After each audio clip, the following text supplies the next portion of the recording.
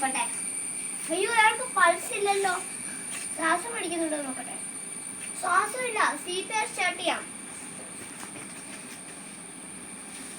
1 1 2 3 4 5 6 7 8 9 10 11 12 13 14 15 16 17 18 19 20 21 22 23 24 25 26 27 28 29 30. അപ്പോൾ ഫ്രണ്ട്സ്, ഇപ്പം നമ്മൾ കൊടുത്തതാണ് CPR.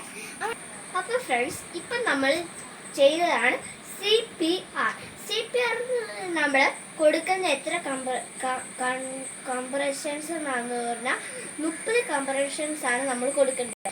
അപ്പോൾ ഫ്രണ്ട്സ്, പെട്ടെന്ന് ആരെങ്കിലും നമ്മൾ മുമ്പ് വെച്ച് കുഴഞ്ഞ് വരുമ്പോൾ നമ്മൾ ആദ്യം നോക്കണ്ടേ പൾസും ശ്വാസവും ഉണ്ടോ എന്നാണ്.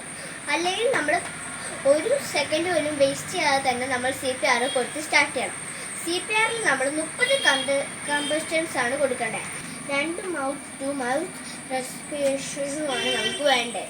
അപ്പോൾ ഫ്രണ്ട്സ്, നമ്മുടെ ഹാർട്ട് ലെഫ്റ്റ് സൈഡിലാണെങ്കിലും നമുക്ക് കൊടുക്കേണ്ട CPR ഒരു മറ്റേ നടുക്കാണ്. അതുമാത്രമല്ല, CPR കൊടുക്കുമ്പോൾ നമ്മുടെ ബോൺസ് ഇല്ല ഇവിടെയുള്ള അത് ഒടിയാനുള്ള ചാൻസസ് ഉണ്ട്.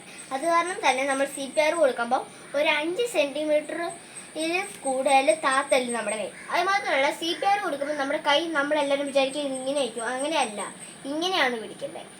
ഈ ലെഫ്റ്റ് ഹാൻഡ് നമ്മുടെ റൈറ്റ് ഹാൻഡ്. ഫ്രണ്ട്സ്, എങ്ങനെയാന്ന് പറഞ്ഞാൽ ഈ നമ്മുടെ റൈറ്റ് ഹാൻഡ് ഈ തുള കണ്ടോ, ഈ തുളയുടെ നടുക്കോട്ട് നമ്മുടെ ഇത് വെക്കണം. എന്നിട്ടാണ് നമുക്ക് ഇങ്ങനെ ചെയ്യേണ്ടത്. അതുമാത്രമല്ല, നമ്മൾ ആളെ അപ്പം തന്നെ ഒരു പ്ലെയിൻ സർഫസിൽ കിടത്തണം CPR കൊടുക്കാനായിട്ട്. മിനിമം ഒരു 100 to 120 കംപ്രഷൻസ് ആണ് 1 മിനിറ്റ് കൊടുക്കേണ്ടത്. Thank you.